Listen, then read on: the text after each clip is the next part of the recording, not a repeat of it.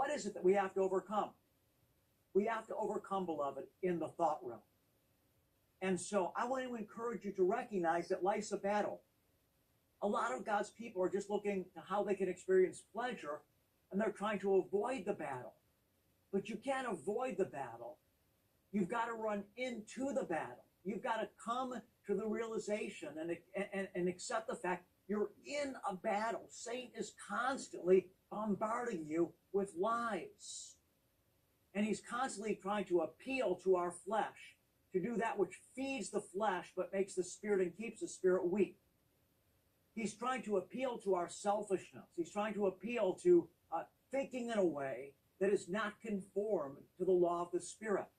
So we have to recognize that we're having to choose every day whether we're going to sow to the Spirit or sow to the flesh. Whether we're going to be led by the law of the Spirit, or whether we're going to be led by our own selfishness and our own lust.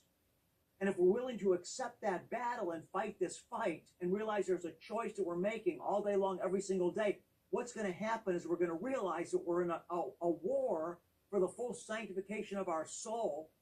And in this war, we're going to find ourselves constantly crying out to God for help.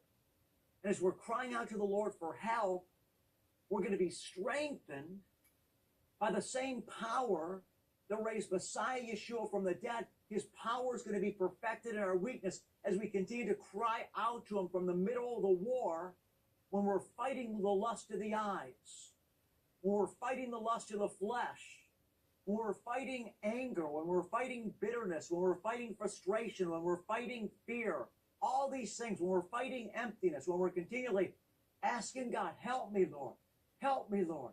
Sometimes the strongest prayer that you can pray and the most effective prayer that you can pray is what? Help me, Lord. When the disciples were sinking, what did they say? Save us, save us. That was the most powerful prayer that they could have prayed. So you just continue to reach out to Hashem, to reach out to God in the Spirit from your heart. Fight the fight of faith. Resist every thought, beloved, that's selfish. Resist every thought that's jealous. Resist every thought that is trying to make you accusatory against someone. Come against every thought of hatred. Resist hatred. Resist selfishness. Resist small-mindedness.